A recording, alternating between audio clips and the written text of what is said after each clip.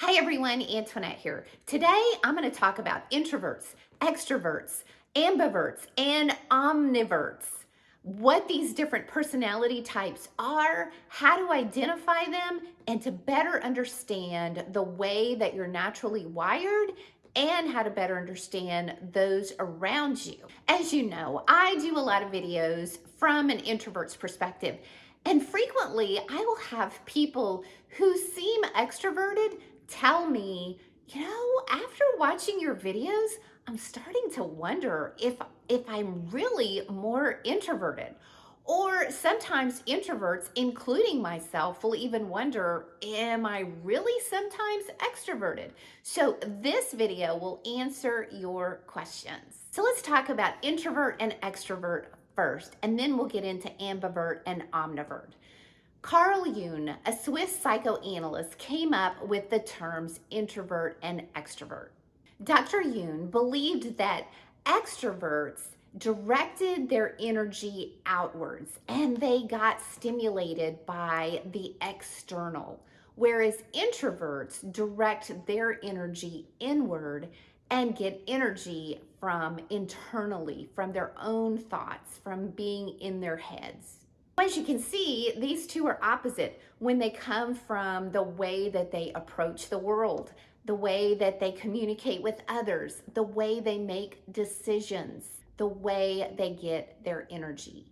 First of all, think about introversion and extroversion being a scale, being a spectrum. People are rarely just fully an introvert or fully an extrovert. People are usually somewhere along the spectrum. So in 1927, psychologist Kimball Young came up with the term ambivert.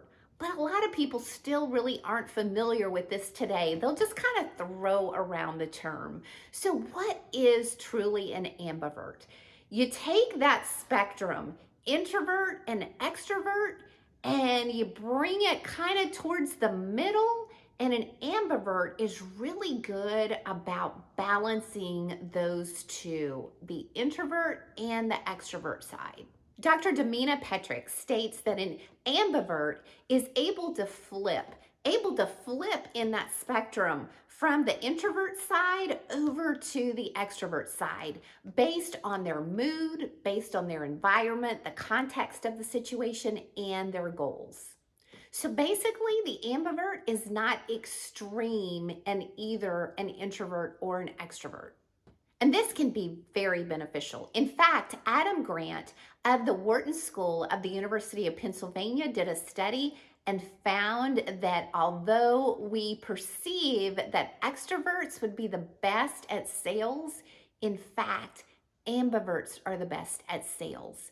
And such great communicators because they can relate to the introvert side and they can relate to the extrovert side. And they're consistent. They're not extreme in either one direction. Now, what about omniverts? Oh my gosh, that is such a cool word because it almost sounds like omnipotent. However, omniverts really are the extreme. However, they're bouncing back and forth between extreme introversion and extreme extroversion. So there's not this balance there like ambiverts. They're not dancing that middle line. Rather, they're hopping from all the way over here to all the way to the other extreme.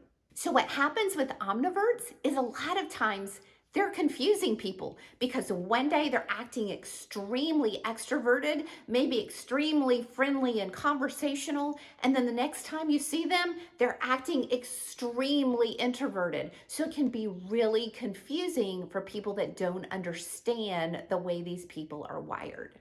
Now, how do you know which one you are?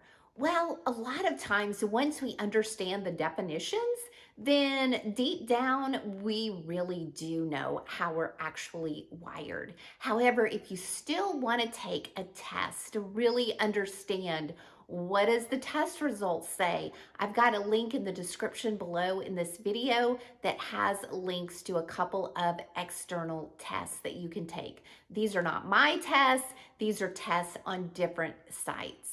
So what's the goal? The goal is not to change the way that you're naturally wired, but it is to better understand the way that you're wired, your temperament, and how you show up, and how it can be perceived by other people.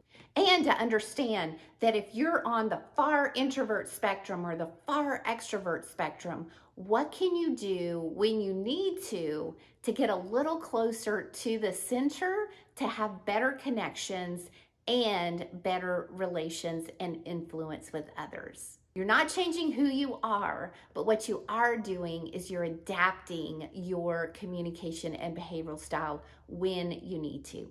I hope you have liked this video, and I hope you will subscribe to my channel.